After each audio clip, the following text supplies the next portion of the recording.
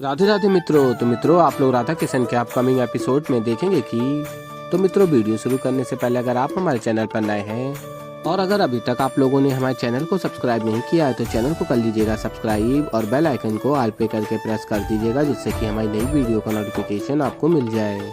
तो मित्रों, आप लोग देखेंगे कि यशोदा मैया राधा की माँ से कहती हैं, कल के राज की धुन तो अभी भी मेरे कानों में गूंज रही है। और फिर राधा की माँ कहती है, हाँ जी, हमारे राधा कृष्ण ने तो मन आनंदित कर दिया। और फिर राधा की माँ कहती है, ये क्या जीजी, चौका देखिए, और ये मटकी पानी भरा हुआ है, भोजन भी बना हुआ है जीजी, किसी ने हमारा कार्य पहले से ही किया हुआ है।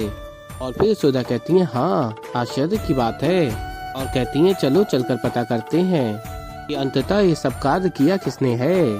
और फिर राधा की माँ और यशोदा देखती हैं, राधा की सखियां हर तरफ सज्जा कर रही होती हैं। और फिर यशोदा कहती है, ये सब। और फिर राधा की माँ कहती है, जीजी, मुझे तो लगता है कि राधा फिर अपनी सखियों से रुष्ट हो गई है, इसीलिए ये सब उसे मनाने में लगी हैं।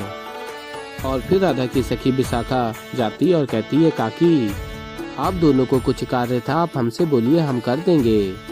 और फिर राधा की माँ कहती है, विशाखा, राधा फिर तुमसे रुष्ट हो गई है क्या, इसीलिए तुम सब ये सारा कार्य कर रही हो, है ना। और फिर विशाखा बताती है, नहीं नहीं काकी, ऐसी कोई बात नहीं है, तो बस आपकी सहायता करना चाहते थे, इसलिए सारे कार्य कर रहे हैं। और फिर अन्य सखियां कहती हैं, हाँ काकी, आज से आपको कोई भी कार्य करने की आवश्यकता नहीं है, हम सब सखियां कर लेंगे। और फिर यशोदा कहती हैं, परंतु क्यों।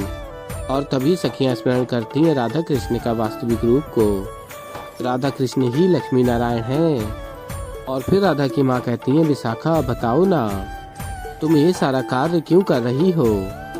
और फिर सखी कहती है, आप राधा की माँ हैं और आप कृष्ण की।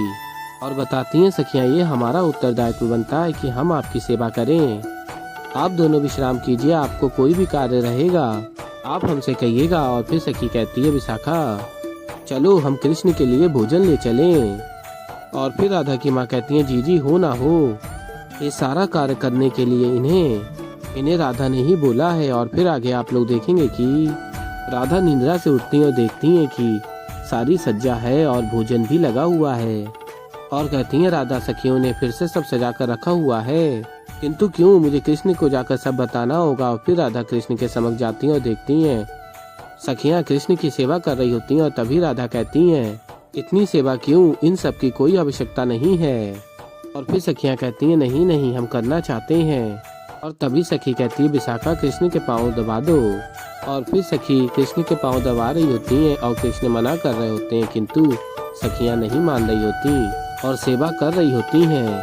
और फिर राधा कहती है, बस मुझे कृष्ण से कुछ वार्ता करनी है, मुझे और कृष्ण को एकांत में छोड़ दो इसी क्षण। और फिर सखियां चली जाती हैं। राधा कहती हैं, कृष्ण, ये सब इतना विचित्र व्यवहार क्यों कर रही हैं, क्या हो गया इन सबको। और फिर कृष्ण बताते हैं, ये हमारे लिए तो सखियां हैं, किंतु उनकी तो अनुभूति या परिवर्तित हो गई है ना राधे। और फिर राधा स्मरण करती है, कृष्ण ने बताया होता है, राधा, अगर दाऊ के अतिरिक्त कोई भी व्यक्ति हमारे सत्य स्वरूप से परिचित होता है तो इसका परिणाम उचित नहीं होगा। और फिर राधा कहती है, तो तुम इसी परिणाम की बात कर रहे थे। और फिर कृष्ण कहते हैं, हाँ, और कहते हैं, अब जब उन्हें ज्ञात हो गया है तुम मात्र राधा नहीं देवी लक्ष्मी हो और मैं नारायण हूँ, तो वो समान पूर्वक व्यवहार हमारे साथ रख नहीं पा रही हैं, इसीलिए इतना प्रेम और इतनी सेवा कर रही हैं। और फिर राधा बताती हैं, सखियाँ दासियों के भांति व्यवहार कर रही हैं, यदि वो ऐसे ही करती रही तो फिर क्या आनंद आएगा, अब तो बहुत ही बड़ी समस्या हो गई है।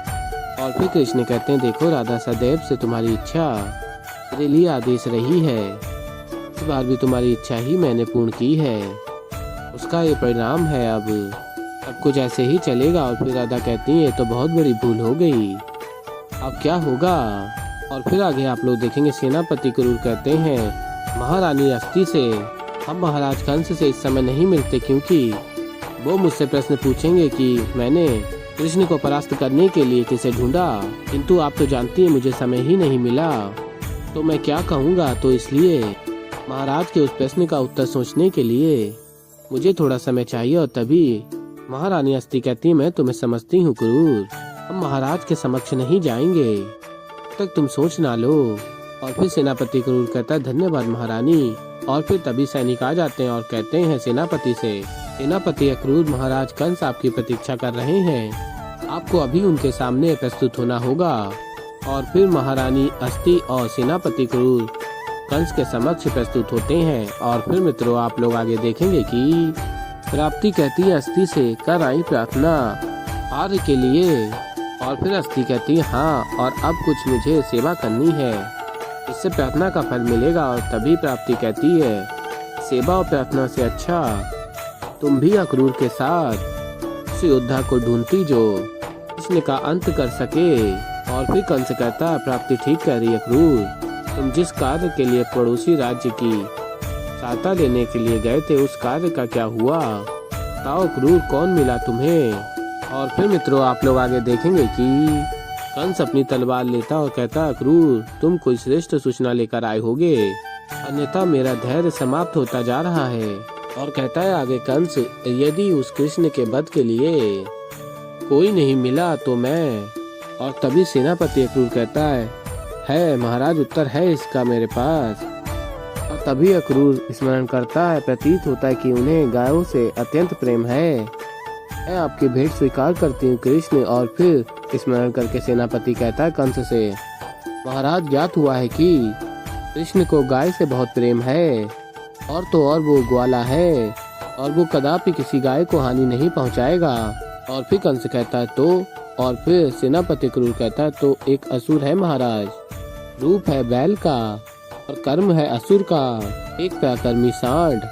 और फिर मित्रों आप लोग आगे देखेंगे कि और उसका नाम है अरिष्टासुर। और फिर कंस कहता है ये तो अत्यंत श्रेष्ठ बात है, मेरा भांजा कृष्ण पर आक्रमण नहीं करेगा, और उस ग्वाले के लिए गाय और बैल दोनों पूजनीय होते हैं। और फिर क्रूर सेनापति कहता है हाँ महाराज।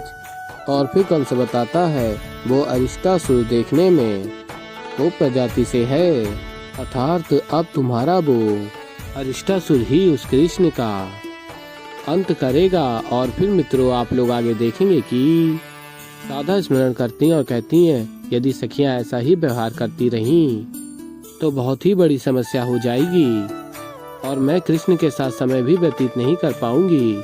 नहीं, ऐसा तो मैं कदापि नहीं होने दे सकती, हमारी प्रेम कथा का तो सार ही खो जाएगा। मुझे जाकर कृष्ण से मिलना होगा और अपनी भूल को स्वीकारना होगा। और तभी राधा को आवाज आती है यशोदा मैया की, कान्हा। और फिर यशोदा मैया राधा को देखती हैं और दोनों गले लग जाते हैं। और फिर राधा कहती है मैया क्या हुआ मैया, आप इतनी भावुक क्यों हो गई, यदि कोई बात है तो बताइए। और फिर यशोदा मैया कहती है यहाँ बैठो मेरे साथ। और फिर यशोदा बताती है प्रत्येक माँ को यही लगता है कि उनका पुत्र और पुत्री सबसे विशेष है, परंतु सत्य कहूँ तो मैंने जब अपने कान्हा को पहली बार देखा तो मैं उसी क्षण समझ गई थी कि उसमें कुछ तो असाधारण है। तभी सदैव चिंतित रहती थी कि उसकी जो अर्धांगिनी होगी क्या वो भी मेरे कान्हा के भांति विशेष होगी, क्या वो भी कान्हा के भांति प्रेम करने वाली होगी। परंतु अब मुझे ज्ञात हो गया है कि तुम भी मेरे कान्हा के भांति ही हो, विशेष, सुंदर और बुद्धिमान, सबका ध्यान रखने वाली, सबको प्रसन्न रखने वाली राधा। और फिर मित्रों आप लोग आगे देखेंगे कि राधा कहती हैं मैया ये तो आपका स्नेह है मेरे प्रति, जो आप मेरे विषय में ऐसा सोचती हैं। और फिर यशोदा मैया कहती है नहीं राधा, ये केवल मेरा स्नेह नहीं है, तुम सत्य में विशेष हो। तुम जब से यहाँ वृंदावन में आई हो मानो इस घर में चारों ओर उल्लास और प्रसन्नता छाई हुई है।